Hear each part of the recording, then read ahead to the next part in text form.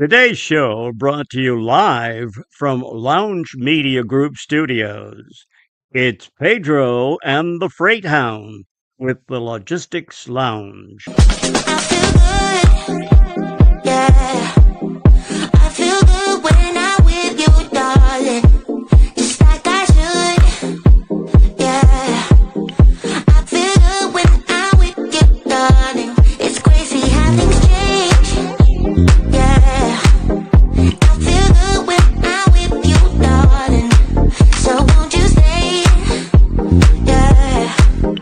I feel good when I'm with you, darling. I can't stay away. I can't help but feeling this is meant to be.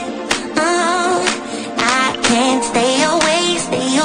I just keep on moving till you're next to me. I feel good. You got a key to my heart. It's always open. I feel good. 'Cause in my heart I know it's you that I've chosen. You got a key to my heart. It's always open. 'Cause in my heart I know it's you that I've chosen.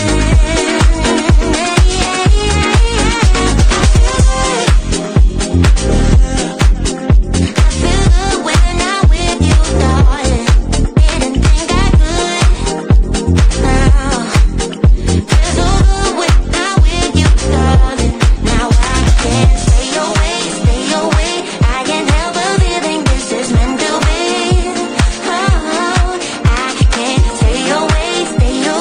I just keep on moving till you're next to me. You got a key to my heart. It's always open. Cause in my heart I know it's you that I've chosen. I feel good. You got a key to my heart. It's always open. Cause in my heart I know it's you that I've chosen.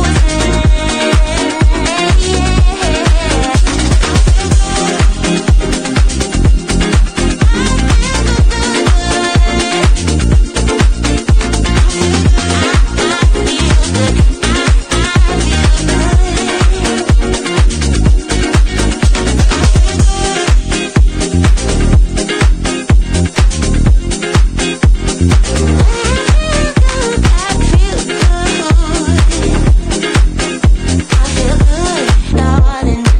So won't you stay? Yeah. I feel good when I'm with you, darling. I can't stay away. I can't help but feeling this is meant to be. I can't stay away. I just keep on moving till you're next to me. I feel good. You got a key to my heart. It's always open. I feel good. 'Cause in my heart I know it's you that I've chosen. I feel good. You got a key to my heart. It's always open. 'Cause in my heart I know it's you that I've chosen.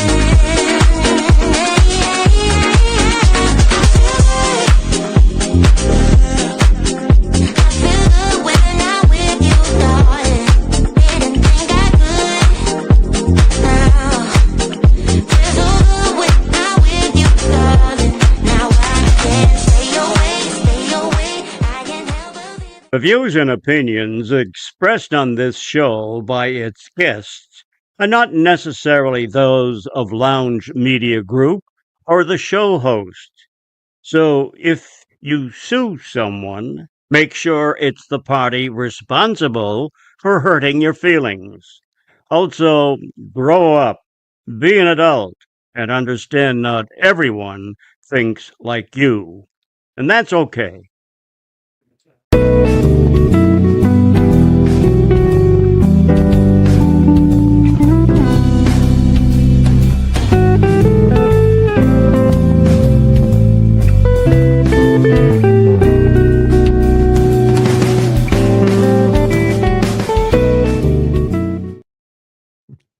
All right. What's happening? What's up, dog? Man, you know, chilling like a villain, doing a Bob Dylan killing. Don't say that again, but that was fun. Happy Friday. Happy Friday to you, man. I can say whatever I want. This is my show just as much as it is. It is a free country, and it's our show. It's our show. And that saying actually has really special meaning to me, and I'll tell you about it after the show, and then you'll never say that to me again. But how are you doing, man? How was your Friday, bro?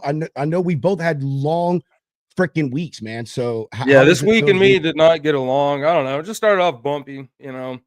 Some uncontrollables just throwing their way at me, but hey, it's a new day, a new week, new tomorrow, whatever. You know, we're getting through it, but chalking it up as a W. Good week, you know, learning lessons and freaking hopefully I'll catch some fish this weekend.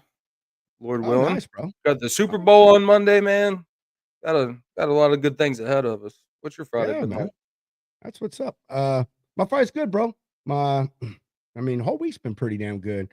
But yeah, great day, dude. Was just another really busy day, man. This customer I got that's like rolling in their peak season, man. Like they are just pounding freaking freight out, dude. So I already had 2 loads for him today, and then he sent me another one for today, and then 2 more that he needs for tomorrow. And you know, mind you, man, this is just 3 little guys, dude. You know what I mean? In the middle of nowhere, and so they're pushing this freight out, man. It's absolutely crazy. So yeah, good day, man. Went and enjoyed the sunshine. Had a beautiful 2.5-mile walk, dude. Like weather is beautiful here in Central Texas, man. It's actually crazy. It's like, dude, it is 82 degrees in damn February.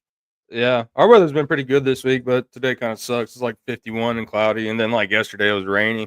But that's what I always say about Tennessee, dude. Like this time of year, like when it's warm outside, it's like always cloudy and rainy, and then when it's like super nice out, it's like 5 degrees. Yeah, but I do. I remember what it was like being there, man. I do. And it's the same thing here a lot of the times too. Awesome. Spring and fall here are unmatched, but I will say that's the thing we love most about Tennessee when we live there, man, is it has all 4 seasons. You know what I mean? Like, dude, it's amazing. Kelly, what's up? We're so glad to see that you're watching. Kelly is the one who introduced us to our guest tonight, so we're really happy about that. What's up there, Adam? How you doing, man? Good to see you, bro. Can't wait to get with you at Matt's. We did get your phone number, man. We didn't reply to the email because we wanted to leave it open so we wouldn't lose it in the email box. But we got your number, man. We're gonna hit you up when we get there. Well, yeah, good day, man. Ready for the weekend. Got some people coming over this weekend to give me some bids on some stuff that I don't feel comfortable doing to my house. So, and then just gonna putt around. I mean, I know how to do it, but not the way that these people can do it. So, I'm gonna look at it, see if they can redo the bathroom. So yeah. Oh yeah. It's not a DIY job. No, I mean, no, it is. I can do it. Like, I mean, it's just I want to get it tiled, and even though I have helped tile before and I know the process and understand it, I'm not good at it. And so, I really don't want to use my master bath as, my test project for how good I could tile, man. Knowing my luck, 48 hours later, there'll be 2 feet of water in the master closet. So True. Yeah, I ain't the plumber nut, man. I just want it tiled. If I was just doing an inset, those are easy, man. You just pull those fiberglass insets out and set them in or whatever. So it ain't that big of a deal. But yeah, just gonna chill out, dude, and like I said, putt around the house, man. What are you gonna do this weekend? Then we'll get to this news. No real plans. I have no idea. Probably some stuff around the house. Get outside if it's nice. Probably do some work. Lovely. And you're fishing. Yeah, maybe. I don't know. God, dude. Well, if it's gonna be warm up there, man, you should go out there and get fish, man. You get lucky, catch your first fish of the year. So with that, we're just gonna head and get into this news, and so we can go ahead and bring our awesome guest on. So all you drivers out there, and you brokers, I guess, if you've been wondering how to get set up with the government and do FEMA loads, then hey, today's news is for you. And I keep forgetting this, but news brought to you by AR Doc Pro / trucking news hub. I keep forgetting this, and Steve keeps getting on me, so I got to make sure I do that.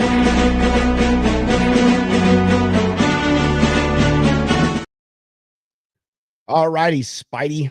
The onboarding period for carriers, and I'll say / brokers, because brokers, you can go through this stuff too, in the Federal Emergency Management Agency, or FEMA, Tender of Service Program, which they call STOS or STOS, opened on Monday, February 3rd. Requirements in some ways, they say, resemble the DoD's Surface Deployment and Distribution Command's contracting rules requiring registration through various systems. While FEMA disaster work is somewhat common for owner-operators and small fleets in the audience of Overdrive Magazine, which is who this article is from, most will contract their work through a broker, or they will be leased to a mega carrier that gets these contracts from FEMA. And they say, but it is still possible for owners with their own authority, even only having one truck, to be able to contract directly with the government. For FEMA, the STOS program here, details on it are going to help you help people to get newly set up in FEMA system as a transport provider.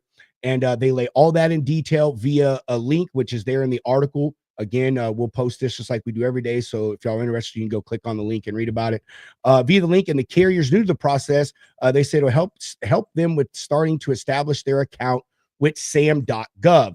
This goes back to the other above here in the article when they talk about multiple systems. If anyone has ever tried to get government contracts, you got to do umpteenth million systems to be able to just get to what you want and have access to the one thing that you're looking for. So this is going to help walk people through starting that sam.gov account, and then all the other things that go along with that. To also talk about all the things that are required for you to be able to start up and be a contractor with FEMA or other government agencies. There's also a checklist in this article that y'all can download. It'll tell you the things that are required. You can go through that, make sure you have everything. So if you decide you want to attend some of these seminars they're putting on to walk y'all through this, you'll already have everything ready to go. They said you want to have everything in order when you start, or from the beginning, obviously, because it can take a long time to get registered in these systems. sam.gov, they say on average it takes 15 to 21 days for that stuff to go through. And with this new registration period being open, they say that it could get even a little bit longer. So, and it would be much longer if you're missing something, you don't have all your ducks in a row, you go to get yourself set up for this. So, yeah, dude ran across this, thought this was cool, man. A lot of people are interested in government loads. Hunter, I think you and I were talking about this just the other day. And, if you've ever tried to do this, it is a difficult process. I mean, nip it in the bud, but it's good freight though. Good freight, FEMA loads, and you're helping out a great cause. Like, agreed. Can't go wrong. Yeah, no, you're right, man. It's good stuff. As long as you meet the requirements, and and then if you get the contracts and win the awards, that you don't fail or mess up on them. Because that right there, like I will say, they have zero patience. I've known people that have won government contracts and they have failed them because they weren't ready for them and honestly didn't expect they'd win them. So yeah, but there y'all go. Again, we'll post this article here shortly on all our channels, so y'all can go read that. Click on the links that are in there, download that checklist that it talked about. That'll walk you through the things that you need to have to get set up. And yeah, with that, I mean, I guess that's all I gotta say about it. What about you, Mr. Hound? Anything? No. What I said is what I said. Go do it. Awesome, bro. Lovely. Quick little news story. All right, ready to bring this guy on? Yeah, let's do it. Let's do this damn thing. Mick Walker from 4160 volts, everybody.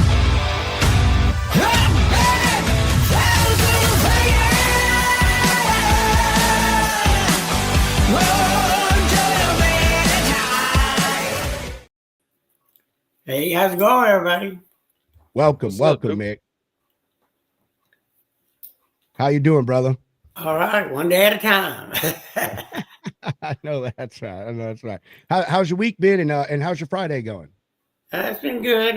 Like Hunter was saying, the weather been kind of a little crappy here. Last week we had snow last week. Then we had rain yesterday. Today's all gloomy. But I forgot you are up there near Hunter. I forgot about that. yeah, I'm in Hendersonville. Oh, nice. Friggin' A. What a deal. What a deal. Sweet, dude. Well, man, what are you sitting in front of your recording equipment there? Is that what that is? Yeah, it's on my ADAT system. Sure. We're gonna get into that. I have no idea what you just said, but we're gonna get in. We're gonna get And now into everything's done on the computers, on DOS systems and stuff. I Yeah. bought this back in 1998, I believe, when it And was a hot ticket back then. But now everything's done on digital platforms on computers. So, and I still like to run my tracks to some of my equipment to try to get a better sound. So, hell some of that yeah. old style sound. And your music does, man. It has exactly that. I mean, that the song in the intro video, everybody, that was a take from one of Mick's recent songs. So yeah, man, it does. It has that old style here feel to it and sound, man. That's what I've always tried to. I like I said, the '80s to me was some of the best music we had. I was like I was telling you, I was raised on Bad Company in Boston and some of the greats, but when the '80s hit, I was like, no, I got to get a part of this. Oh man, I was born in the '80s, so like I mean I was in it, but not able to truly enjoy it like people such as yourself. Well, Mick, hey, we're gonna start you off like we start everybody off, and that is, who is Mick Walker, and how did you get to be the lead vocalist for 4160 Volts? Well, I was born in Jackson, Mississippi, and I moved to California in 1981, I believe, and went with a band. I had a band called Crimson Reaper, and we went there, and they thought they were going to get signed in like the first week we got there, and so they all got where they were like frustrated, so they all went back, and I said, well, I'm going to stay. So I just stayed there, and a couple of months later, I met Antics, and they were signed to Heavy Metal EMI, which was a Capitol label.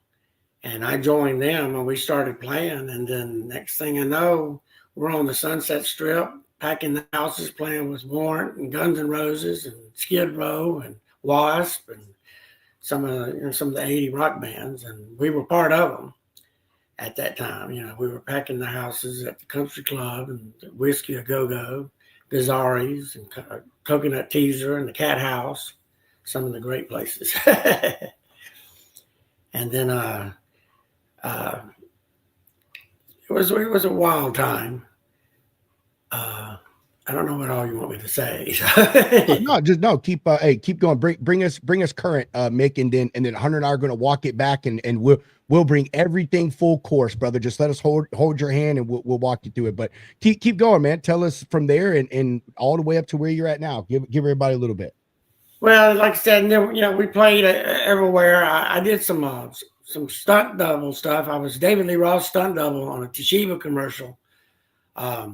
They had me hanging from the rafters in his harness, and he was on the Monsters of Rock tour, and they were flying me around, and then they had put a plane in there with all these windows. Well, during the pre-trial shooting, they had the employees sitting at the window. Well, the day of the shooting, when David Lee Roth flew in from Monsters of Rock, they picked him up off the wing of their airplane about 10 feet, dropped him down. He's saying, "This must be just like living in paradise." And in the windows was all these gorgeous models. I'm like, where were the models last week when I was hanging up in there? So that's, just stuff like that. Did a bunch of stuff. Tina Yothers from Family Ties used to come to our show all the time. And Alyssa Milano, she would come to the show sometimes. And we just had a good time. I lived in Torrance, California, up in Redondo Beach, and met a lot of people. Used to hang out with Mick Brown Dokken. Don Dokken produced our first album, and Jeff Pilson, the bass player. And then I moved back to Mississippi in 2004. They told me I was going to lose my legs because of blood circulation. So I moved back to Mississippi, but I ended up only losing one of them. And they kept it as long as they could. And then finally in about 2009, they said, well, we got to take your leg off. And so they took my right leg off, and in December, and then in January, it started to turn gangrene. So a month later, they had to amputate another 12 inches of my leg. And then that went off into a dark, deep place of depression and stuff. It got really bad because I thought my life was over. And then I realized, no, it's not. I'm gonna keep going. And the music's the only thing that kept me going was my music. So I kept thriving to stay on top of my music. And got a prosthetic, kept trying different ones, and they kept hurting. They finally went in and deadened the nerves in my stump. And I just recently, just last year, got a leg that I can wear. But meanwhile, while all this was going on, they told me that my heart needed a bypass. So I had to have a triple bypass on my heart. And so they took some grafts out of my good leg to put in my heart. And then my carotid blocked. And so they came in and took another graft out of my arm and put that in there. So now I'm 100%, I'm great, and I'm healthy. And I'm healthier than I've been in a long time. And so that's when I started 4160 volts, as I said. And my guitar player from Antics, he's doing some of the leads. And Gary Raines, which lives here in Hendersonville, he's playing guitar. So JR's in Seattle, so most of his stuff's flown in. Trying to get everything ready so we can go out and tour this summer. So we're looking to try to find somebody we can jump on board with. And that's awesome. Got a bunch of new music, a lot of really cool music. So, but most of my songs are dealing with how that depression almost took me down. I mean, it almost did, to the point of where I had thoughts of suicide and stuff like that. Like, why am I living? And I realized, no, I'm better than that. I've done too much in my life, and I've had a great life that I'm not going to let it go. And so a lot of my songs talk about that. That's what I write about. And a lot of them are talking about being crazy, because I am crazy as hell. But, that's where I'm standing. But I've had a good time with playing all the music and meeting all the artists that I've met, and kind of taking all that in to feed off what I'm doing with my music. So, but, yeah, you've definitely probably got to have plenty of I don't want to say sources, but I can't think of the word, but plenty of people that you've met and heard so much music. You've got so much to sample from and know what sounds good and everything. What, Mick, if we could, what like really originally got you into music? Did you come from a musical family, or, was it the same thing that got you into it, that got you back into it, was kind of the mental health stuff? Like, tell us a little bit about that. No, my sister played piano, but not too many people in the family were musically inclined. But the first time I ever heard Journey, Steve Perry's voice just did something to me. I said, that's the way I want to be like him. I want to sing like him. And I sing kind of high like that. But, started messing around with garage bands when I was like 14 years old. And, just took it from there. And then, like I said, once the 80s hit, I was like, wow, this is what I want to do. But my dad was an electrical contractor. So he's like, well, you need something to fall back on. So as soon as I graduated in 78, I joined the apprentice program, the electrical union. I beat up with local 480 and did that for a while. And then I said, the hell with this, I'm going to California to do my music. And then when I got there, Jack Russell from Great White, he heard some of my songs, and he turned me on to Ron Anderson, which is a renowned vocal coach. And he's worked with Axl Rose and Miles Kennedy and Janet Jackson and just tons of people. And you go in the studio, he's passed away in 21. But you used to go in the studio, and around the walls were gold and platinum albums from all the artists that he had worked with. And Jack said, well, he may not want to work with you, but I'll set you up with him. And I went down there and did it. And at the end of the show, he said, practice. He said, do you want to come back? And I said, yes, I do. And so I started going back to him.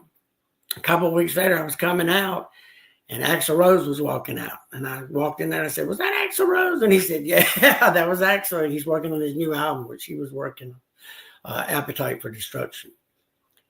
And, you know, I love being on stage. It's like it's a major adrenaline rush. You know, I can imagine. I can imagine what that's like. I went on your social media and have looked to all those pictures that you got, man. Matter of fact, Mick, could I pull up some of the pictures on your social media and pull them on screen and stuff? Cool. Hunter, music. Talk about music, Hunter, while I find pictures. Okay. Do you play anything, Mick, or do you just sing? Yeah, I've tried throughout the years. I bought a drum set, couldn't play it. Bought a guitar, couldn't play it. Bought a bass player, bass, couldn't play it. Bought a keyboard. I can play a little bit of keyboards, but it's just not really my thing. I mean, I'm not good enough at it, but I can dabble on it. But yeah, singing takes enough talent as is, man. I know doing both is extremely difficult, but so that's pretty cool about your voice coach, man. People don't really talk about like the importance of them, and just like it could be like the most normal people, like it seems, but have some huge names coming in there. Oh yeah, no, I mean, I think I remember seeing something. I think from Whitney Houston, Janet Jackson, Ozzy Osbourne, Chris Cornell. I mean, some top-notch people came out of there, and he'd go and work with you when you're doing songs on your new album. And they help you put it together to sing it right so that it sounds good, And it was once in a lifetime. Jack Russell did that for me. He got me hooked up in that. And that's another thing.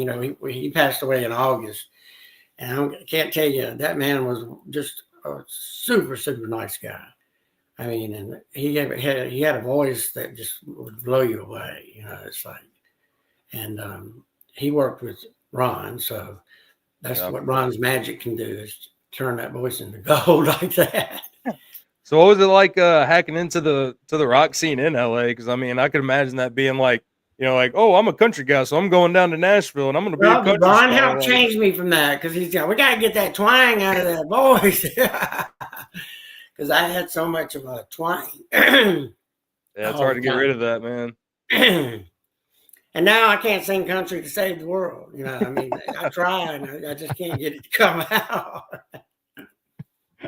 That's pretty funny, man. So I mean, all right, Mick. So you said that you had got into or had your band there in Mississippi, and then you guys went out to California, and you said you met that gentleman introduced you to your voice coach and stuff. But what was going on through that time? I mean, how were you performing? Were you just on the LA scene? Were you moving around? I mean, let us give us some more. Yeah, no, when they left, I joined a band called Irish. And I was in them for a little while. We did a battle of the bands down in Hermosa Beach, and we won. And so we got a free video shoot, which they did on VH1 back then. And that helped to launch us. Then we started getting people like Ricky Rackman called from the Cat House. We started getting calls from people to want to know if we wanted to play and stuff like that. And we started practicing and playing and doing some shows. And then that's when the guitar player from Antics saw me and came up in there and said, we need a vocalist. They're getting rid of the vocalist that we have. Would you come sing with us? I went down to the country club and saw them playing at the country club. And I said, yeah, they're what I want. They kind of had that energy that I was looking for. So I joined them. And then the rest is history. Like I said, we were playing all the strip shows, the country club, the Coconut Teaser, the Whiskey, the Godfather of Rock, and the Gazaris. And just playing all those clubs like that all the time. And cool. But before I start, I'll ask my next question. I want to go through some of these pictures here, Mick, and I want you to stroll us down memory lane here. I can't flip these, everybody. I'm sorry. You have to forgive me. This is Mick's fault. He uploaded these, so you can blame him. It probably was me. That's JR. He's doing lead rhythm guitar back now with me. He's in Seattle, but he's flying. In fact, right now he's working on about 3 new songs. I talked to him yesterday, and should be getting the leads here any second now. So looking forward to getting those. Nice. Do you know him from back in the day, or is he just someone you met? That's the guitar player from Antics. Okay, gotcha. Awesome. Yeah. What about this one right here? What's that one? That's at the I think that's at the Roxy. And is that you, Mick? And that's me, the blonde. Which blonde? The blonde. Like, no, I know. He's playing guitar and you don't play that. That's, man, look at that, man. Look at you, Mick. You were as 80s as 80s can get, bro. They kept telling me, you need to bleach your hair blonde. You need to bleach your hair blonde.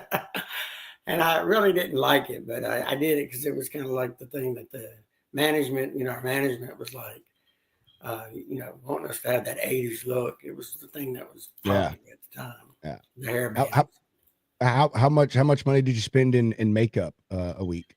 We had actually JR's girlfriend. She worked at Hair Pirates, and so she did my hair, and they had a lot of the girlfriends. They did the makeup and stuff. But I know going down to Hair Pirates would cost a lot to get the hair colored and everything because I had to get it touched up all the time. But yeah, it was a big ordeal. That part I don't miss. I bet, man. I bet.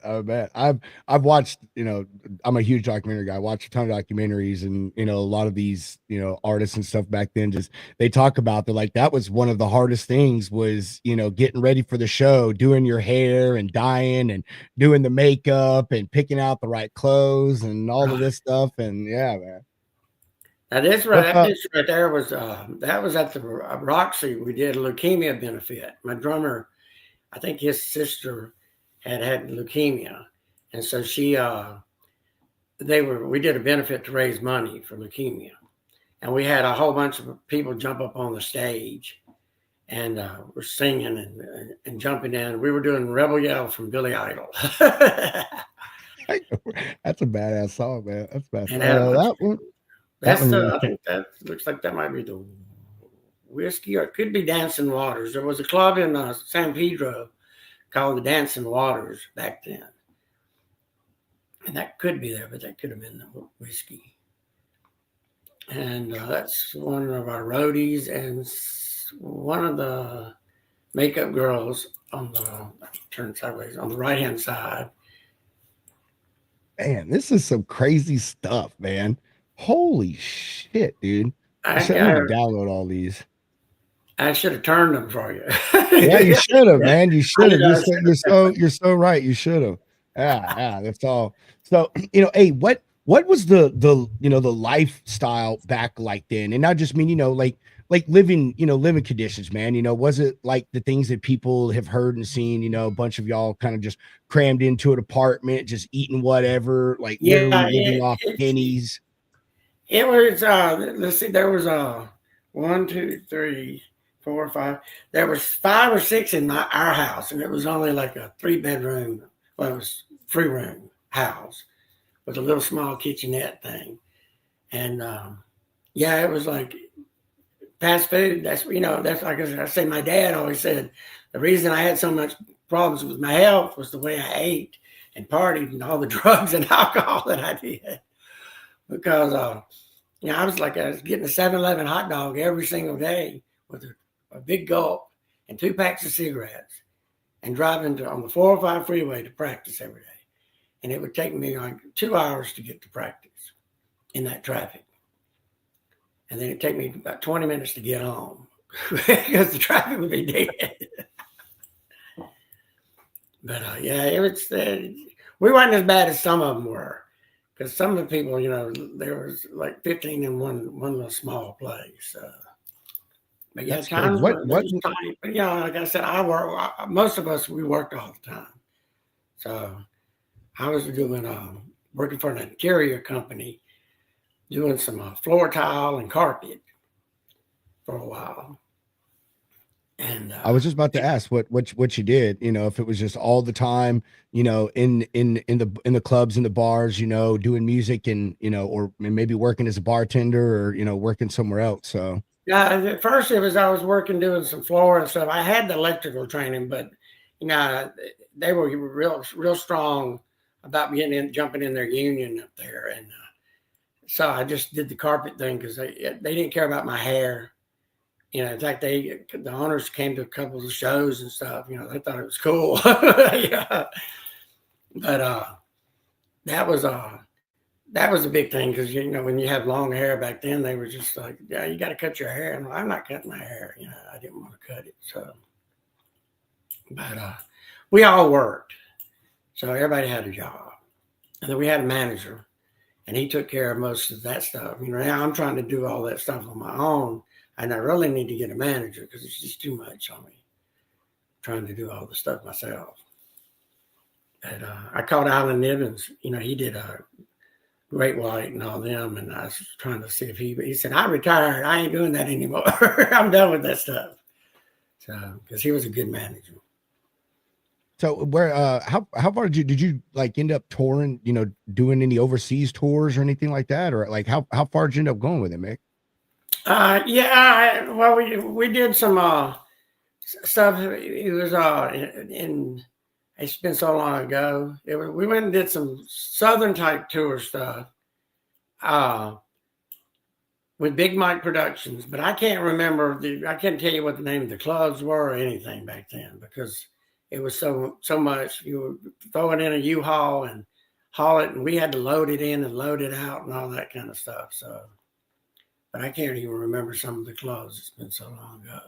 Fun stuff, man. I just imagine how lovely that is to be unloading your stuff. We had some people on not too long ago that they do the tour truck driving and stuff, and they were talking to us about how it is to do packs and everything like that. But hey, since you're sitting in front of your machine there, maybe we can jump here and talk a little bit about actually doing some recording and stuff. What type of time and stuff does it go into these studios? Is it you guys spending sometimes days and stuff in there, like you hear some bands, or is a lot of it just wham bam, you're done, you're out? And how involved are you into the sound of your music? No, we did at Prime Track Studios where we did I'll Take Your Love album, and Carlos Cavazos from Quite Right, he did did a lead guest spot on the album, and we did it there. And there was a bed in there and couch, and had pizza delivered, and we were there all the time. I mean, it was like around the clock. And then we'd leave at night just long enough to go over to the FM station to get drunk for a little while, and then come back and try to finish it. And they were mixing it at night and stuff like that. But it's nowadays, with the dolls and stuff, like I said, JR's doing some leads, and he'll send them to me, and I just fly them in on the track. I'm not great at all that, I do the best I can, but yeah. I've taught myself how to mix, but I use Lander to master my music. So, gotcha. Hey, and Mick, something you and I were talking about right before the show, was how easy, in a sense, that these artists today have it with being able to promote and get themselves out there just because simply of the internet, and you were telling me about the stuff that y'all had to do, so what was it like back then trying to, book yourself at clubs and promote yourself and all of those things? Yeah, we used to have to print out like thousands and thousands of flyers and take them out and put them in Sunset. We used to be able to staple them on the columns on the poles out there. Then they started the ordinance where they'd pull your name off of it and fine you for it. But then we'd take them out. I was telling you, I was out at the Forum. I think it was Ozzy was playing there. It might have been Blizzard of Oz. I can't remember what tour it was. But we went out there and we were passing out flyers, and Brett Michaels from Poison was out there. They had just gotten signed and was putting out Look What the Cat Dragged Out. And they were still, they were passing out flyers. So we split flyers and put them on the cars all over the Forum parking lot. But we didn't have that internet like everybody does now. And we literally had to pound the pavement and go to the whiskey and stand out in front of the Troubadour, stand out in front of Gazzari's, and just, walk around and pass out flyers and stuff. It was sell our own tickets. You had to sell half the tickets for the club that you were playing, and never got the money for it. Yeah. But it was you had to do a lot more work then to get it out there. And now they can just go on TikTok and put stuff out, and all of a sudden they're out doing stuff, and it's just it's wild. Yeah, and even I guess even getting music, like made, I mean, like now pretty much anyone go online, you can buy a studio set up, have that shit sent to you on Prime, tomorrow you're recording music, I mean, back then that stuff was, very few people I'm sure had access to be able to have quality equipment to make a good sounding album or song. Yeah, I bought this at the Guitar Center. I spent, I think, $12,000 back then for it. And it's ADAT system. It's a Spirit digital mixing board. And I got Avalons and stuff, and it's a pretty good system. I had Tascam recorders and cassette burner. Back then we were doing a lot of cassette, and I got a CD burner. But yeah, it's very expensive. So how did you guys were a couple of new songs out with Big Chris Flores. He just did George Lynch's new album, Babylon. Wow. And he's done a couple of songs that I've had him do. He wrote them, and I wrote the lyrics. And then Tony Franklin, the bass monster, he did the bass on Freaky.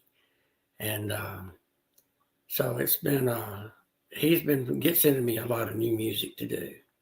And I've been doing a lot with him. So, in fact, the new Temptation song is Big Chris Flores' song. That's out now. The Temptations are still making music. Hmm? I said the Temptations are still making music. No, my song is called Temptation. Yeah, you ought to see the video. Yeah, she's making you get all tempted. Well, Mick, how talking about the old versus the new, you being back into music now after, taking a break all those years. And I want to talk about that. I want to talk about the break that you took, because you did some stuff in California after that. I want to make sure that we touch on that. And if you're willing to, but how is it for you now to be dealing with the internet, and now trying to be like the young kids and promote yourself and use the intrawebs to, get your music out there?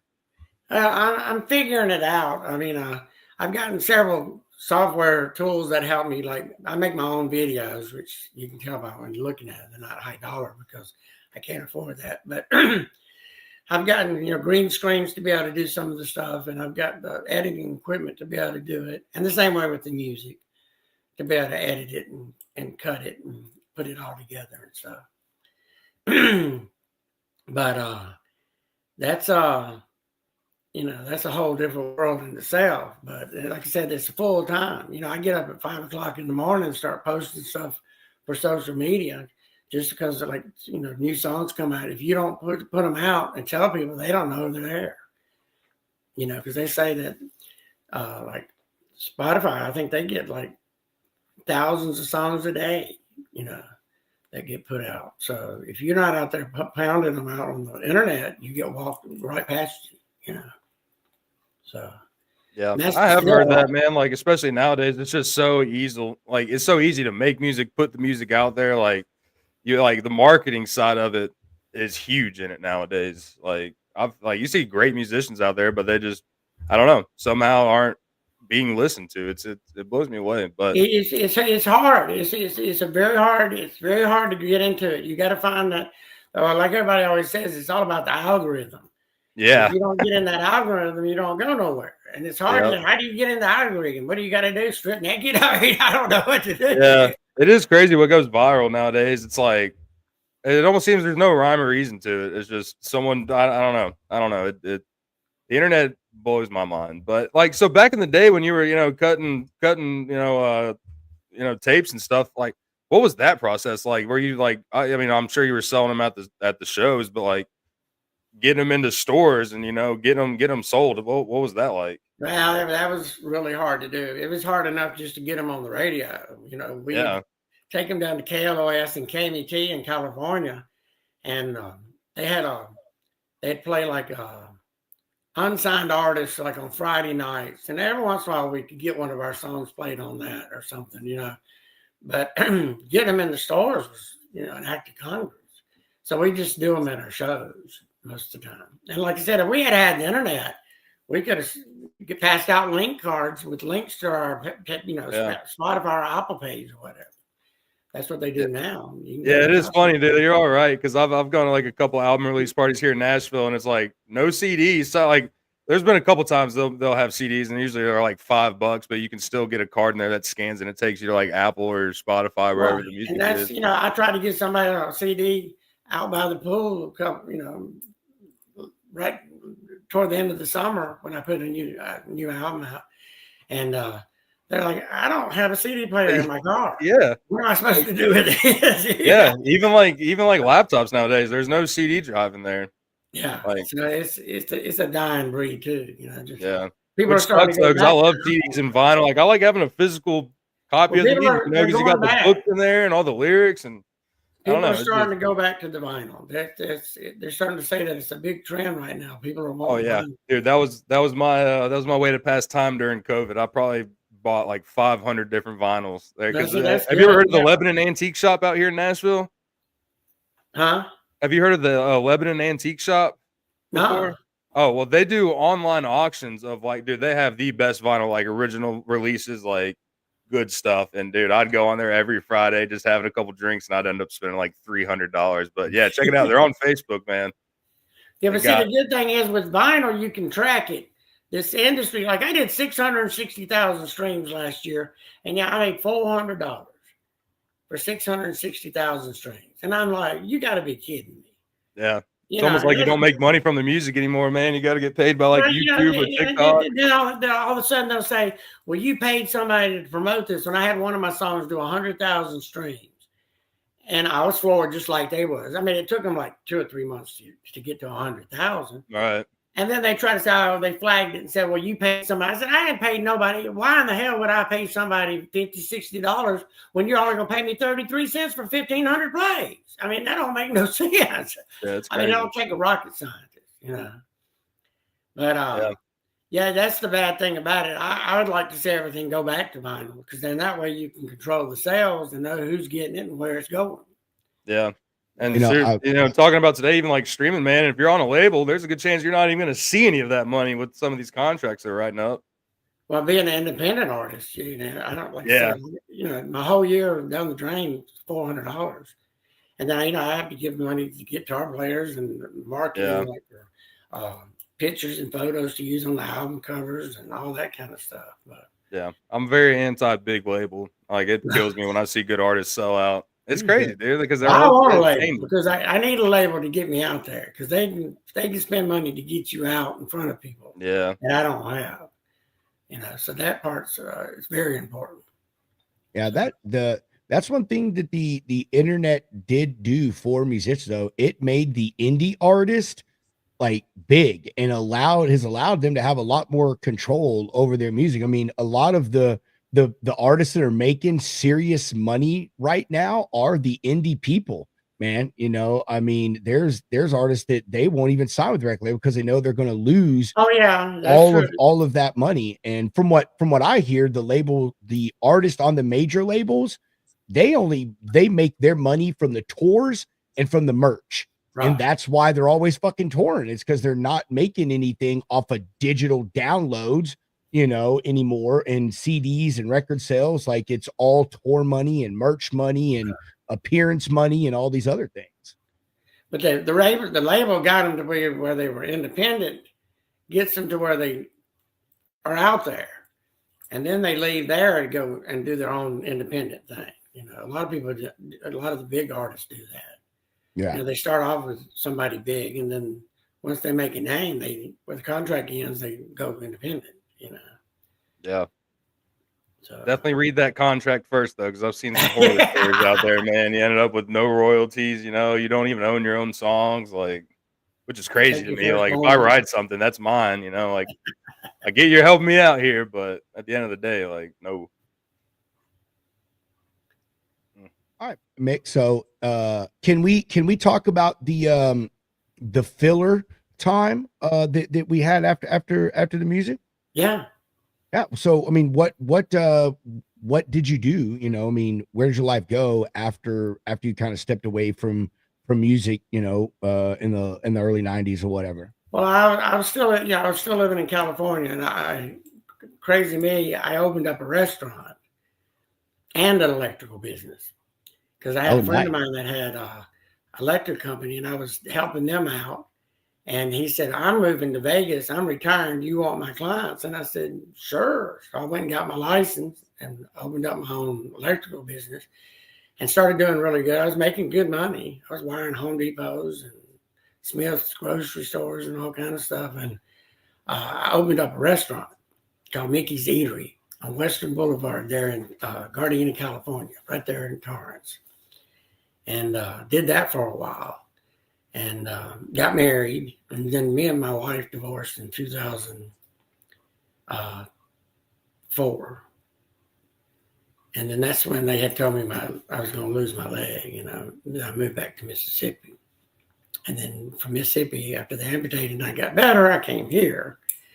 But and now I've just been doing music only. That's all I do. So why a restaurant though, Mick? I get the electrical stuff. I love cooking. I like to cook, and I thought I'll open up a restaurant and I'll slam out. And I had a lady that lived next door to me. It's this little Hispanic lady. She taught me how to make tamales, and I can make a mean ass tamale. Yeah. We're gonna see. Hey, we're gonna see, brother. I'm gonna hold you to that. We're gonna find out. When I opened my restaurant, my chef Sergio, he had a family recipe for red sauce. And I kept telling him, I go, can you give me that recipe? He goes, no, it's a family recipe. I said, well, you do work for me. He would never give it to me. And I was like, come on, you got to give it to me. So I had to come up with my own. But yeah, it was crazy. And, you know, with the restaurant, something's always breaking. People are always calling in sick. I got broke into a couple of times at night. I'd get a call. You know, somebody broke your door at your restaurant. And I'd have to fly down there and find out what had happened. You know, somebody broke the window trying to get the gumball machine out of the lobby. You know, oh my God. You know, you hard up, boy, when you need to steal a gumball machine for them quarters. You know what I mean? It's a win-win, man. You get quarters and gum. That's true. And treats for later. Very true, Hunter. Very true. I never thought about it like that. These guys were carrying huge burlap sacks. But I had my restaurant. I was crazy though. I built a half pipe in the parking lot. And, nice. That's cool. It was right down from the school. So all the skateboarders come there and get corn dogs and hot dogs and shakes and stuff like that. And then finally the city, I had insurance and stuff, but finally the city said, nah, kids were like jump over and come off of it and roll out into the street and stuff. And they were like, you got to shut this puppy down. So after I shut the house pipe down, I just sold the restaurant. And then, you know, I closed my electric business and moved back to take care of my health. But have you used any of your electronic past to like work on like music equipment and stuff on the side? Yeah, I fix stuff for a lot of times, you know, like refrigerators and air conditioners and stuff like that, and motors and stuff. But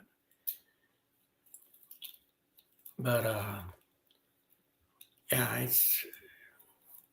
the only thing I don't do is as much as like flooring. I heard you say you needed some tile done. Like back in the day, I'd say, I'll be over there, man, give me buy some beer. I'll be there in a heartbeat. No, I'm gonna kind of hard dragging a prosthetic around on the floor. That's one thing. It don't fold and move like your real egg. You know, it moves, but that's about all it does. But I could only imagine. We have a good friend of ours that she's an amputee, but it's her arm, and yeah. So she said she doesn't even wear prosthetics. She says it's just uncomfortable. Like it's very it's bad. But I was determined. I said if I'm gonna go back on stage, you know, my dad kept telling me, just get you one of them hover rounds, put some flames on it, and ride it out like that guy that does the motorcycle. And I'm like, Judas Priest. I go, hell no. And now, you know, a couple of months ago, he passed away years ago. I said, I started looking at that hover round. I said, maybe I should put some stripes on that. Man, you could like attach a trailer, a little trailer to the back and rig up a little pyrotechnic show for yourself. You know what I mean? Well, I thought about doing a TikTok video with it, you know, right out. Dude, yeah, use some of that stuntman background, do a little ramp out there. And do a little trick photography on the green screen and make it like it's rammed it up and stuff like that. Yeah, put some weights in the back, do a wheelie across stage. That'd be bad. You know, at first, I didn't call myself, I was called One-Legged Rocker. And I got so much hate mail on the internet because people said, why are you making fun of people with amputees? And I said, Mother, I'm an amputee. So I did a video on crutches with no leg, which is still on YouTube. And it just, I had to change the name because I was getting so much hate mail saying, why are you calling yourself Mick Walker One-Legged Rocker? I said, well, damn it, I'm a one-legged person. What am I supposed to do? Sit back in the bed and cry about it? I mean, you know, you need to change that back, man. There's always haters. And if you got haters, that means people are watching. But you know what? The people out there that are amputees are gonna love that shit, man. Yeah. Like if you are an amputee, you got one leg, like who are these people? They're jerks, not you. I don't remember his name, but like, you know, the greatest amputee, well, I could say rocker, but musician. I mean, dude, the drummer for Def Leppard. Def Leppard. Oh, yeah, bro. I mean, definitely. Jesus Christ, dude, that guy fucking killed it, man. Killed it. Right. Yeah, he's phenomenal. Yeah. It was the name that I think bothered him. But I went ahead and changed it. I still have the rights to it, but I just changed it trying to keep the peace because I was just like, you know, I don't need no extra bad comments like that about it because I wake up with it every day. So I'm not making fun of it. I mean, it's just so I'm living with it. Yeah, dude. No, I'd say lean into it, man. Talk about getting out there. Like it'll get you in the algorithm. You're gonna have to deal with some bad apples, but like the good always comes out of it. Like if you got good intentions, like forget the haters. They're always gonna be there. I think that would work, man. You should definitely go back to it. Yeah, but I'm not a professional by any means. You know, take this as you will. Well, like I said, I still got it and all that. And you know, my brother-in-law said the same thing. He goes, I like One-Legged Rocker. I wish you hadn't changed it. You know, dude, that's the type of shit that'll catch on, man. Talk about like, you know, getting big on TikTok and Instagram. Like that's the type of pages, dude. Like it's inspirational, but yeah, I don't know. I like it. It's unique too. Yeah, that my dad was, you know, like he said, well, that's unique. And he goes, and it'd be even more funny if you do some country music. And I was like, I can't do that. I just can't. I ain't got that voice anymore for it. Everything comes out in a projection style because that's what, you know, Ron taught me how to project, sing from the diaphragm and stuff. So I just don't have that country twang in my voice anymore. Or at least when I sing. So how'd you come up with the name for your band? Because of my electrical stuff. 4160 volts is the lines that are way up high on the power line that you hear snacking, crackling, and popping when there's dew outside. That's that 4160. That's the bad shit. That stuff that take you down. I like that. I was going to ask that question at the beginning until he told me about his electrical background, and I had looked it up. Like I was like, man, what does 4160 mean? That has to have a meaning. I was going to ask you that. And then when you told me about the electrical stuff, I was like, okay, never mind. It makes sense now. Yeah. And I looked around because I was looking at all kind of different names, trying to find something. There's something you wouldn't believe if you go looking for names. It's pretty well, somebody's copyrighted everywhere with different names. And 4160 wasn't taken, so I said, yeah, I'll take that for now. And like I said, I still own the rights to One-Legged Rocker, and I have T-shirts and some stuff that I had made up stuff, and I think some hats and maybe some stuff. But and then I had changed it to Vagabond for a little bit, but then I just changed it because there was a Vagabond clothing, and people kept calling me up saying, you got some clothes? And I'm like, no, I don't have no clothes. You so should have said, yes, I so have some clothes. Let me see. Well, I told them I got a Vagabond shirt, but they were like, no, I was looking for like a dress for this. And then there was some kind of computer company called Vagabond. So I was like, I'm just looking at a lawsuit. So I'll just change that. But every time you change it, you lose your followers because they got to find you again. So it's kind of hard because I had probably with One Legged Rocker, I think I had like 30,000 followers. Now I'm only back up to like 10,000 because I lost a lot. I tried to change it over as smooth as I could, but it just took a while to do it. Hey, there you go, man. One-legged rocker. See, change it back to one-legged rocker. I'm like, that's it, man. You got to just tell people, man, hey, fuck you. Like seriously, it goes to that thing, like people talk about people that get offended for you. You know what I mean? It's like, how are you going to tell me? You know what I mean? Like I'm the one that deals with it. Everybody in my family was like, "Are you kidding me?" They're making fun of it. They're not making fun. It was hateful. Like, how can you be talking about somebody? They've lost their limbs and blah, blah, blah. And and I'm like, hey, And so finally I got tired of it. So I got in front of the green screen and I put on my crutches and just did a song. I said, yay, without a leg. Dude, is that on your YouTube, Mick? Yeah, it's on YouTube. What is that song? So I'm going to look it up after the show. I was trying to remember. It might be 9 Lives. I can't remember which song it was. Oh yeah, I'm gonna go look that up. I'm gonna look that up. You can find it. I moved it from One Legged Rocker. I moved it to 4160. They put all my stuff in one place. So I've even got some stuff from way back that I was doing. There was it's under One Legged Rocker. I'm gonna go look it up and I'm gonna find it. But you can find it on under 4160 volts on the YouTube. You'll see it. I'm gonna look it up. And you have an expansive freaking YouTube, dude. Like you got a lot of damn music on that thing. I just want to say that. You got a lot of stuff on there. Yeah, I got a big library. I got a big library of recorded stuff that's right now I've got probably 20 songs that I could release tomorrow if I wanted to. But I'm saving them because I don't want to drown the market too much, And like I said, JR's working on, I think he's got 4 brand new, and one of them's called Dig My Own Grave, and it's a pretty good song. It's a little heavier, but it's just talking about, trying to get people to do stuff nowadays. Do I have to dig my own fucking grave? What is it? Yeah, you go get something at a fast food restaurant, and it's like they don't want to do the job. It's just people are just, I don't know. It's strange out there nowadays.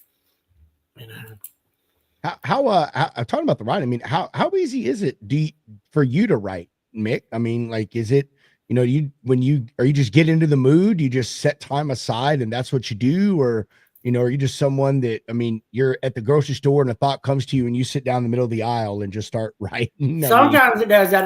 That's the thing. Another thing about phones, I used to have to get up and find a piece of paper and write it down. Now I just pick my phone up, hit record and say it, into my phone. But, the music, I try to feel the music, see what it does, whatever it makes me feel and what it pulls me into, whatever mood and stuff. Like I said, a lot of those songs I got one out there called Strong Enough right now, and that's talking about bullying, which we were just talking about, and that it's wrong to bully people. I don't care where you are or what you're doing or what it's about. There's no need to bully people. Kids in school do that, which is bad enough. But when you get older, for people to be bullying people at work or wherever you are, that's just not right, But and then a lot of the stuff about going into a dark depression, people fall into depression really easy, and some people aren't lucky like me and can't pull out of it. They find other means of, alcohols or drugs or even suicide. So a lot of my songs are about that, trying to let people know that there is life after depression and after something bad happens. Like I said, I'm a living proof that you can be happy. I go up and down ladders with one leg. Believe it or not, I can do that, but it's just without even wearing my prosthetic. So you learn how to do stuff. I get out in the front yard and instead of wearing my leg, I just sit down on the ground and put up Christmas decorations. In fact, I got out there just a couple of weeks ago and rolled some sealer on my concrete driveway. And I did it in a wheelchair with a long rolling pole because it was hurting my leg. And people would come by taking pictures and stuff. And was telling me, stopping, going, "You're making me look bad, man. You got to stop doing that stuff." I just want to say the one sad part about that is, dude, like, applause to you for adapting and overcoming. But the sad part is they're driving by taking pictures. You know, like, did anyone stop and be like, hey, let's maybe help the guy in the wheelchair?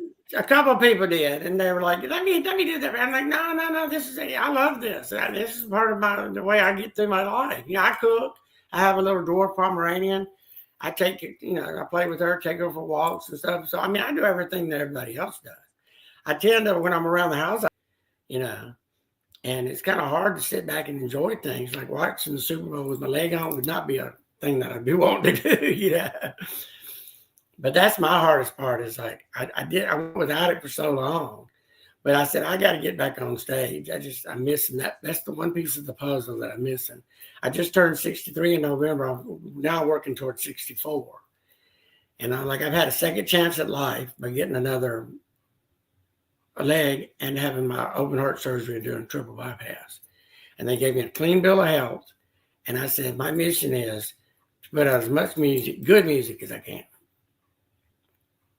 I want something to leave a legacy for people to listen later.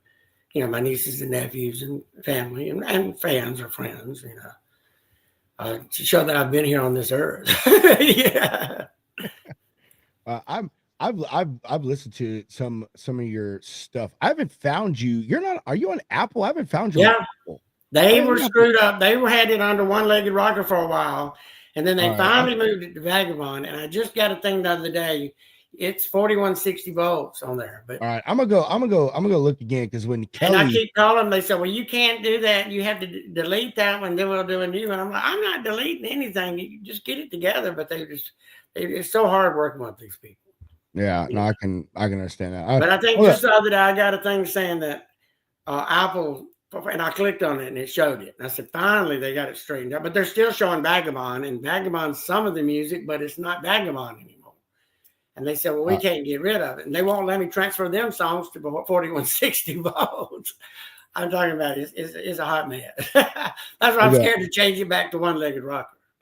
Yeah, no, I understand. I'm gonna go back and look you up and stuff. I like you talking about, you know, some of the stuff that your music is about now, and you know, on Apple, I don't know, maybe some other things, but on Apple you can pull up lyrics and stuff, you know, like AI will write the lyrics out and all that crap or whatever. But now they still mess up my country stuff sometimes, because I'll say something about, yeah, that was a nice time, and they say that was a juicy pie, and I'm like, I didn't say that. Where did that come from? I think you can't understand what I'm saying. Oh man, that's good stuff. I mean, I put one out the other day on YouTube, or a little short, and it was one of the old Antics shows, and I put it in there because I re-released "I'll Take Your Love and Rock Me," and I was reading the lyrics to it, and it was saying "I'll eat you out" and all this kind of stuff, and I'm like, oh, I didn't say that, dude. I was like, I'm gonna get in all kind of trouble. Oh my god. But it had all kinds of stuff about driving in a green car with the black tinted windows. And I was like, I didn't even say any of that. I'm like, that's not even in the song. I said, and they go, well, that's our AI. I go, well, you need to fire it because it's not doing the right job. That's fucking hilarious, man. Oh, dude, I see that stuff all the time. I know exactly what you're talking about. Like, I see it all the time on YouTube. So you pull up the captions and you know what the song says, and it puts out some crazy shit. You're like, what? I wish I had called it, because I was like, oh, they're gonna think I'm an idiot. Oh man. But hey, talking about the writing part, you know, so how hard or difficult or easy is it to match what you write to the tempo or the music that you want to put it to? You know, do you just write a bunch of stuff and your bandmates write stuff, and then you just make a bunch of music and you just scroll through and hey, this sounds good with this? That works. In fact, I just did one that's called Iconic Baby, and that's a song that I had wrote, just talking about you know, an iconic person and the way their life goes and stuff. And it's the music was just right for it. I go, that's the music I've been looking for that song. But a lot of times I write the lyrics, the title first, and then they'll play the music, and then we'll write the lyrics to it, because the title gives you the idea of what the storyline is going to be about. to kind of give you the idea of what you want to write about. So that's interesting, man. And like me and JR, we wrote a lot of the stuff for Antics because we click. You know, you get that magic when you're in a band with musicians, and certain ones like me and JR clicked really, really good musically. It was like I could feel. I knew what he was going to do before he even did it. You know? And that's the way I've always done it, and it seems to work pretty good for me. But and do you you know, is everyone, you know, from what you've seen in the time that, you know, you're around a lot of these people, is, you know, does everyone kind of have their own method with it, or is there just a few different like kind of systems that everyone goes with, you know, or what when it comes to that, you know, the writing, putting music to it, and all that stuff? I think everybody kind of has their own thing. Because I wrote a song with Janie Lane before he died back in 2003. Before I moved, I had a song, and I was talking to him, and he told me, I was trying to see if I could find I thought I wrote it down here somewhere. And he helped me, but he had a different style of writing, and he was very talented, very gifted. And I was trying to see if I could find I wrote down these notes here, but I can't find out what time it was. Oh, Nothing Left to Say. And that was like 7 years ago, or before he died. So in 2003. But he's like, well, I don't usually write like that. But he goes, he felt the song, but I would change this and I would change that and do this. And he was telling me, you know, what he would do. But he had a kind of a gift to be able to write off the fly too. So yeah. But I think everybody's different. You know, yeah, you can read people. Yeah. So you know, Mick, you when we asked you earlier at the beginning of everything, you know, about kind of what got you into music, you talked about, you know, your sister played piano, but you had heard Journey, and I do love that. Fucking love Journey. I agree. Like Perry is. Journey's not, it's not Journey without Perry. It's just not. The kid that they've got doing their stuff now. He's good. He's good. But he hadn't got that magic that Steve Perry had. You're right, man. Dude, you know, he had that. He had something in the tone in his voice. Yeah. And I remember going to the Coliseum and seeing them live on Xfinity, one of their earlier ones, whatever. And he sounded just like the record. I mean, those notes were just perfect. You know, and we didn't have auto-tune back then. Now everybody's auto-tuned. You don't know who or what's singing, you know. Man. And now with AI, half the stuff's AI. You don't even know if they're even really singing it or not. Yeah.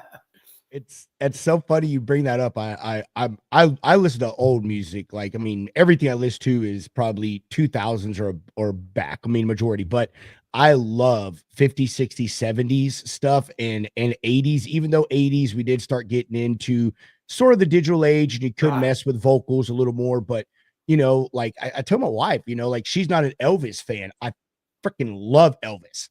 I love people like the Temptations. You know, like the folks back then, they like that's them. What you hear on the record, that's how they sound live. You know, like that is true talent. And I think a lot of that when it comes to the vocal side of it, Mick, is lost now because anybody can sound good as long as you've got a proper mixing board with auto tune and all these other things on it. Right. Yeah, because you take like Foreigner, you know, you see him live, he sounds just like the album. He's retiring now, but it's like he was back in the 70s, you know, and you just it was a magical time back then too, you know, but it's just so much of it now is it's hard. I have to I tell everybody, I'm like, well, I'm not going to be nothing like that because I don't have all that fancy auto-tune stuff on it. And I started using a little bit of Metatune, and then Big Chris Flores said, he goes, I don't like that crap. He goes, stop using that on this book. So if I send him vocals for one of the tracks, he'll like, send it dry. I don't want any of that shit on it. Yeah.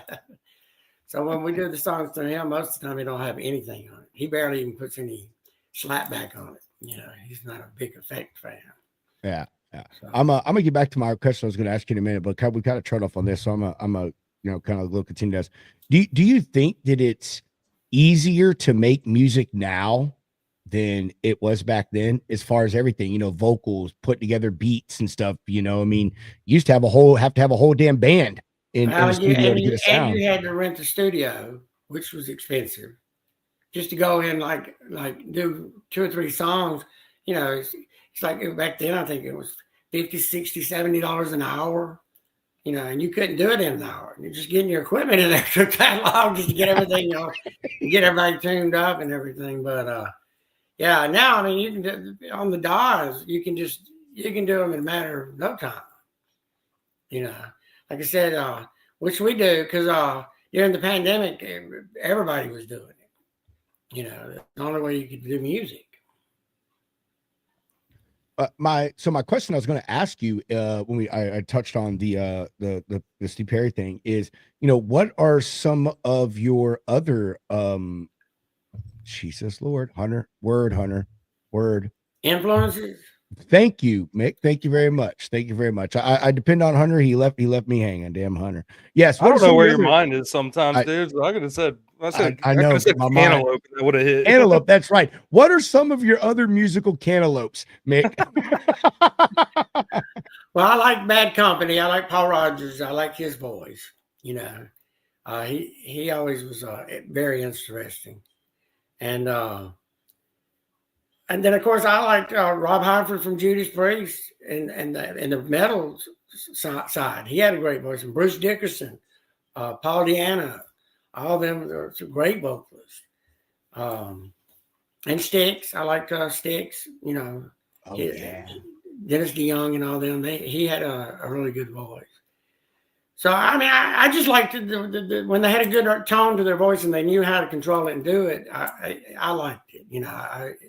I had a lot of bands growing up that I really, really liked. Styx did some amazing things, dude. That's crazy you brought them up. My Uncle Billy was a Styx fucking super fan. But they were amazing, man. They did some crazy stuff with instrumentation, vocals and stuff, man. They were doing some cutting edge things in music when they were big, man. Yeah. So how I'm sorry, go ahead, Mick. Sorry. Tommy Shaw, he's very talented. I'd love to do some work with him. It would be great. Yeah. He's very gifted. So how musically affluent are you, Mick? Because a lot of artists, people, a rap artist, they think, all they listen to is hip hop and rocks, country, same thing, but a lot of musicians are huge audiophiles. Are you very musically affluent, or are you just straight with the rock and roll, or what? No, I like all kind of music. I mean, like you said, I Michael Jackson, I like his stuff. I thought he did a fantastic job with his music. I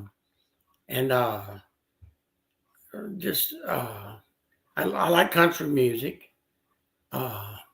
Just can't sing it anymore. Yeah, George Strait and all them, but I mean, I just listen to music. A lot of times I'm wrapped up in my stuff. A lot of times. Because you're working on it, and then I get away from it, and then I go listen to some other music. I'm not as big on the classical or operatic music as it could be, because some people say it's soothing. It kind of gets under my skin a little bit, yeah. But I'd have to say country and rock and some hip hop. I'm not a big fan of a lot of the hip hop, but some of it's okay. Yeah, some of it's okay. I love some hip hop, but none of this new shit. I can't get behind that stuff. I said I love hip hop, but I can't get behind this new stuff. I just can't. I mean, old school, like some Snoop Dogg, gin and juice and all that kind of good stuff. Yeah, bro. That's what I'm talking about. Hey, when you start adding like sound effects into your music to like fill in things, like, I mean, dude, you've lost me. Like, I'm done after that point. But all right, Nick, wow. Sorry. All right, Mick, we're going. I know Nick. I don't know. I'm used to talking to Nick. Like, Nick. Everybody calls me Nick. They used to call me Mick Nasty back in the day on stage because I danced real provocative. I hunched the monitors and stuff. Some girl was doing a hit parade magazine. It came out the next day and they go, "Did you see what she wrote about you in there?" I said, what did it say? I said, "Well, with the antics and the new frontman Mick Nasty, they put on a killer show." He was like a dog coming with all the monitors everywhere. Oh my God, man. Oh, God dang, bro. And girls would throw their panties on the stage and I put them on my head and pull my hair out.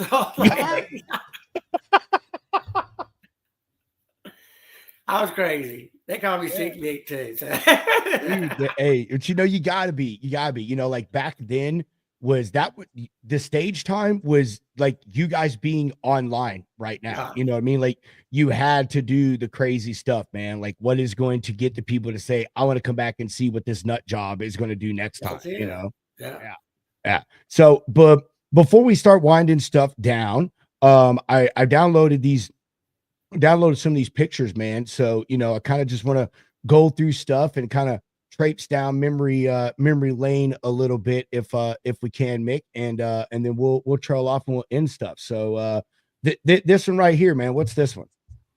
That one, I believe that was I can't remember the name of that club. It was a little club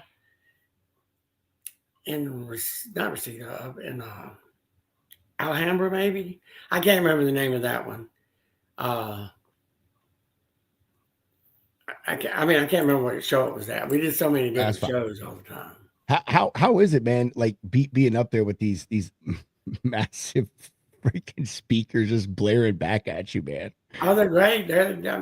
You think I'd be deaf. I was just about to ask, man. That was before everyone was big on the ear protection being on stage.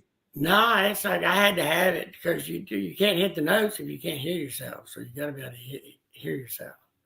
I can understand that. I understand that. All right. Let's see what we got next here. All right. What about this one? Is this you over here, Mick? Yeah, that's me. Oh, look at you, man. You provocative son of a gun, you. And then that's Dallas, the bass player next to me. But I think that was that might have been the Whiskey. It's hard to remember. Like I said, I bet. I got magazine ads. I kept all those stuff. I think I got a big old box of pictures and BAM magazine. That's the way we used to do all of our promotions. Is you'd pay like $50 to get a little ad in the BAM magazine. They put it out in the record stores and at the clubs. And then we got in Hit Parade. We were in Billboard one time. And that was a big thing. My mom called me up and she goes, "Mickey, you're in a magazine." I said, "Well, yeah, Mom." I go, "We're out playing all the time." She goes, "But I'm here in Mississippi and the hairdresser's got it on the table. It's called Billboard Magazine." Oh man, that's awesome. I saw those posts you made or about those magazines and stuff. I saw that and that you had posted about all those magazines and stuff that you were in. Yeah, it was talking about we were up and coming and how we were, packing the clubs and playing and taking off. And that's about the time we really started doing kind of getting into the really good groove. The grunge scene came into play. And the rock industry part of it kind of died off for a while there. Because, it was like we weren't doing grunge. We were doing that rock stuff. If anything, we were closer to Van Halen type stuff, And that's about when now that came in. And you're right. Grunge is as great as some grunge music was, and the mark that Nirvana, Kurt Cobain, people like him left on music. It did, man. It straight killed like rock and roll for a while. I mean, it was the only thing on the radio. If you wasn't grunge, like if you wasn't Soundgarden or Nirvana or somebody like or Limp Bizkit or anybody like that, you wasn't getting on the radio. Very true, man. That kind of music. Yeah, right. And if you're a music person, like you remember that it was all of these hair bands from the 80s and all this blasting kick-ass rock, just coming out of your stereo, and then all of a sudden one day it was gone, you know, and it was all this monotone stuff. It had good beats and good lyrics and everything, but it's like, man, like that shift happened very, very fast. Yeah, it was it took it by storm. Yeah, it did. What about this? You remember this one, Mick? That's the Roxy, it looks like, I believe. And that's got a leukemia event, right? We had people, like I said, that jumped up on stage and were doing the song Rebel Yell. And I said, come on out. And so a bunch of people from the audience came up, musicians, basically. Some of the fans did, but most of them were just the musicians. And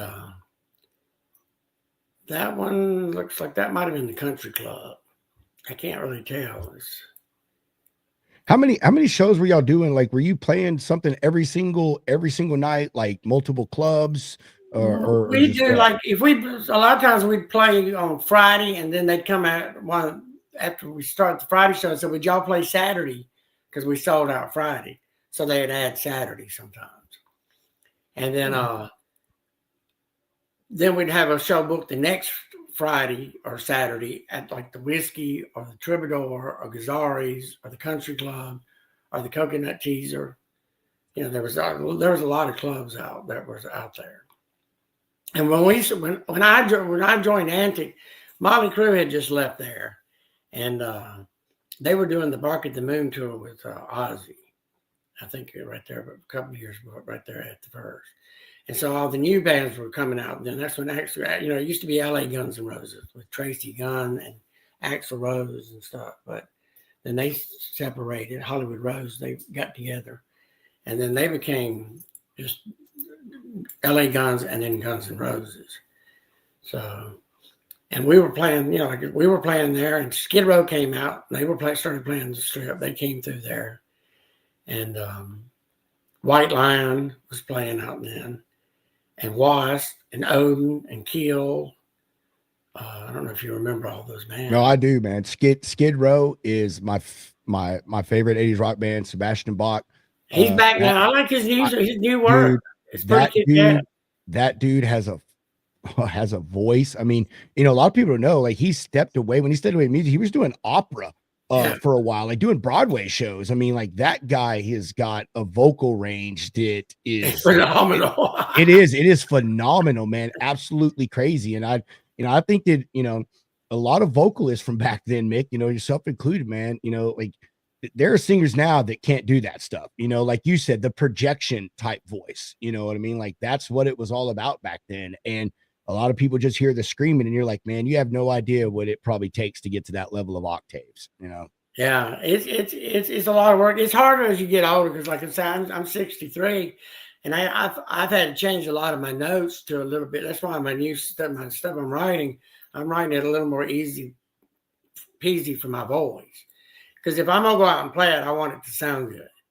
I'm not gonna get on stage and sound crappy. I'm just not gonna do it. I just never have. Like I used to love to drink, and I'd smoke 2 packs of cigarettes. But the day of a show, I wouldn't drink or smoke because I didn't want to go on stage and mess my voice up.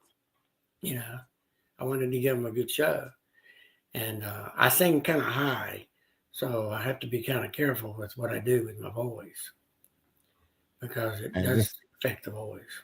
What's this one right here, Mick? This looks like a back of an album cover. That's the back of "I'll Take Your Love." That was showing all the different band members. That's J. Paul up in the left-hand corner, and Ian Evans, the drummer, on the right hand, and down below him is JR, which is now doing the leads for 4160 here. And Dallas Keith, it was the bass player, and then J. Paul's up there on the top. And that's me in the middle. My nephew's all the time say, "Who's that girl in the middle?" Partner, could you imagine right now walking out of your house with your fucking hair done like that, dude? And today, as a guy,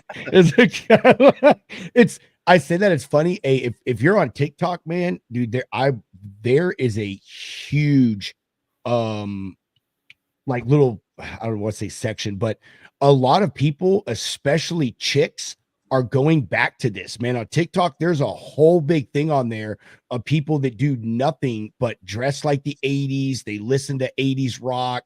Like, I mean, it's absolutely nuts, man. This whole retro thing or nostalgia deal for the 80s is coming back huge, man, with like my kids' generation and I guess like the later part of the millennials and stuff like Hunter and everything. That's what I always say, that I always say is things. In one of my new songs, it says that, everything comes back around.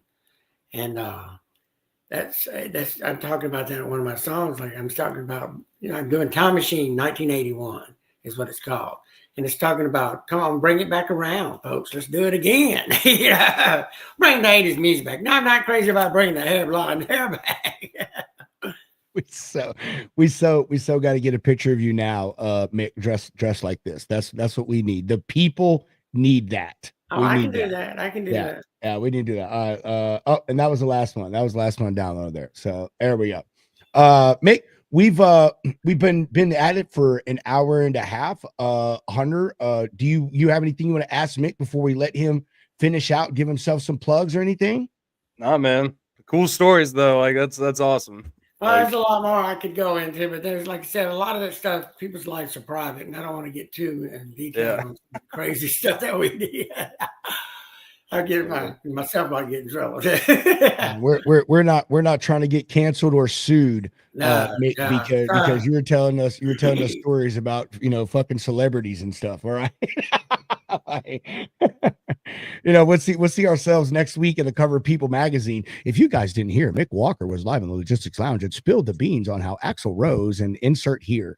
I got pictures and I got recordings of me asking him about, was that Axl Rose, and him saying yes. Because we had to record my vocal lessons so I could take them home and work on them in between the thing. But yeah, I mean, I didn't want to drop a lot of names, but I've met a lot of people and I've had fun. I wouldn't trade my life for anything. Like I said, it's been a crazy ride and that's not over. I'm hoping it's just not beginning. I mean, I feel like I'm 30 again after they got rid of all that bad artery stuff in me. So, I'm in the best shape that I've been in a long time. Yeah, I think that's also speaks to the power of music, Mick. And I think we that'd be a good thing to end it on is the power of music. I mean, I'm a music person. I mean, everything every part of me, I have to have music around me. I mean, I have a sound system in my office, my car, every part of my house. I mean, I'm just a music guy. My Apple playlist, I think, is like 5 days long, literally, is all of my music. I mean, and listen to everything, man, from Elvis, like I said, all the way to we talk about new indie artists, Suicide Boys. I absolutely love the Suicide Boys. So it's a really healing thing, man, and it's incredible that music was there for you in the prime of your life, and then all these years later, you've come back to it, man, and it's helped you complete your journey and has filled your hole and helped you with that depression. I think that's really powerful stuff, Mick. Oh, it's very powerful. Yeah, I wouldn't. In fact, when I was in the hospital, they were telling me they wanted me to go talk to a kid that had lost his leg. He was a football player. And he was in a car accident. And they asked me would I go talk to him because I was taking it good. Well, they had told me years ago I was going to lose my leg. So I was kind of mentally prepared for it. And I said, well, what can I say to him? And they said, well, your motivation, we've never advocated somebody's leg and them have such a good, strong spirit like that. And it was good for a while, but then I started losing that, getting into that depression after a while. But then I pulled myself out of it because of the music, like you said. That's amazing, though, man. It really is. The power of music. I mean, that's, I guess, really, like I say, power of music. It is. It's there for you when you're happy. It's there for you when you're sad, the good times, all the bad times. When you just need something to fill the void in the background, man. Like, and I do that a lot myself, man. I think a lot of people do. You just put on music just to kind of have that background noise and just get you even just through the day. You know what I mean? Yeah.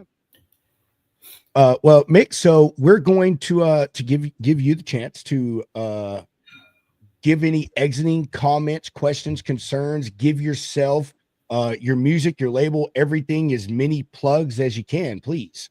Well, like I said, I'm on Instagram and Facebook and Twitter, and I'm putting out a new album coming up this summer called Time Machine. It'll have a bunch of new material on it. In the meantime, there's some new songs out now: Temptation and Thrown into the Fire and Psychopath. Those are out right now, and they're all on Deezer, Apple, Spotify, and YouTube. So they're on most of the platforms. Awesome. And what do they do? 4160 volts. The number 4160 VOLTS. That throws a lot of people off because I'll type in 4160 and it's the 4160 volts. And you can go to my website, 4016 volts, 4160 volts.com. Damn, Mick messing himself up. That's awesome. New music goes there first, usually, before it even hits because I give it on my page as a sneak preview with videos. And then Kelly, I heard you talking about Kelly. She's a sweetheart. She's been supporting me. She's always got my back. You know, we love Kelly. I mean, she's a sweetheart. Yeah, I always slip her some of the new videos before they come out. You know, I give her here's your link for the new video. Yeah, and, we're with you. Her post. She's always posting some great stuff. She does, and I don't know. I mean, I cannot say enough good things. Kelly was probably one of our very first viewers, Mick. I mean, when we started this in August 2023, and same thing, man. She is just like you said. She has been behind us and with us every step of the way. I mean, and it's just always been a great supporter of ours and shares all our stuff. And she's so nice. She's so polite. And, you know, hopefully one day we'll get to meet her in person and give her a big old hug. I can't wait to meet her. I told her when I do a tour, I'll have to do a tour down there so I can see her. So, yeah, because I'd like to meet her in person. She seems like she's an awesome lady. So. We agree. And we've got her on the show like twice, kind of hang out with us a little bit. And just, you know, if you've never talked to her, you know, she is exactly in person or on here as she is online. She's just a crazy nut job. And she's freaking funny. She's funny as all get out. So, Hunter, before we do this final sponsor break, what about you, my friend? Yeah, Mick, appreciate you chopping out some time with us, man. Love the stories, love the background, man. Love what you've been through. And you're now officially a lounge lizard. Welcome back anytime. If you ever want to come in and hang out with us, man, give us some updates on your music. Yeah, let us know. But yeah, that's all I really got, Pedro. I'm tired, dude. It's been a long week. I know, yeah, man. it's Friday. It's time to kick back and relax. There you go.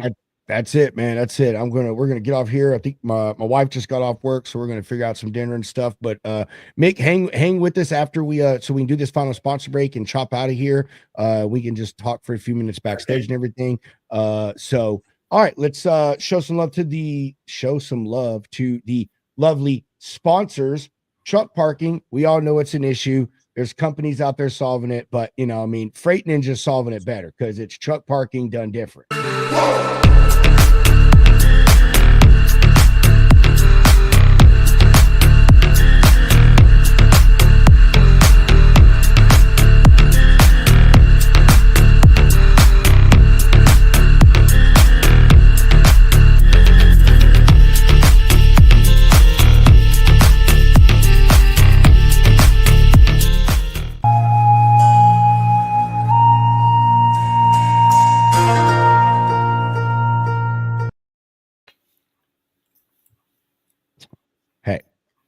We've talked a lot on the show about freight theft.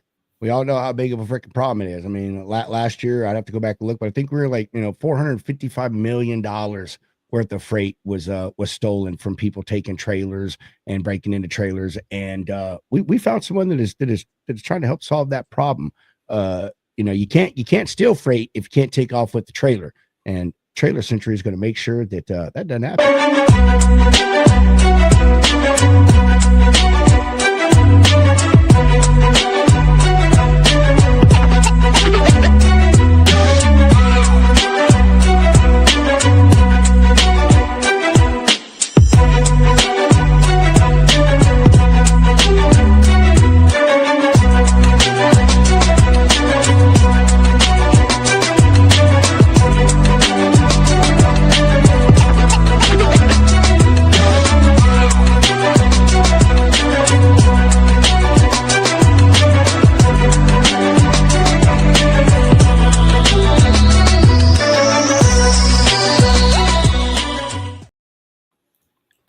All right, that's it's going to do it for us for this week. We appreciate everybody tuning in as always. Next week we have a change in our shows because next Friday is Valentine's Day. We are going to do a Wednesday and a Thursday show next week. We're going to kick it off Wednesday with Alan Giraldi. He hung out with us last Friday on our Freestyle Friday. He is a general counsel in the logistics industry, deals with the logistics and transportation law. So we're going to have him come on, and he also trained with the Gracie family. And if you don't know who that is, you go look it up. And so really, really interested in talking to this guy. And then next Thursday, we have Lisa and Leland Schmidt. That is going to be a credible show. They've been in the business 30 years. They deal with heavy haul. So we're going to bring them back on, talk about the things that need to change in this industry, touch on some heavy haul stuff, and, whatever else comes up. So that's it. Y'all have a lovely weekend. We hope you enjoyed the show. Please make sure that you go follow Mick, download all of his music, listen to his music, 4160volts.com. Y'all go there and find all of his social media and connect with him. As I always say, chunk them deuces, baby. Mr. Hound, roll that beautiful bean footage. The views and opinions expressed on this show by its guests are not necessarily those of Lounge Media Group or the show host. So if you sue someone, make sure it's the party responsible for hurting your feelings. Also, grow up, be an adult, and understand not everyone thinks like you. And that's okay.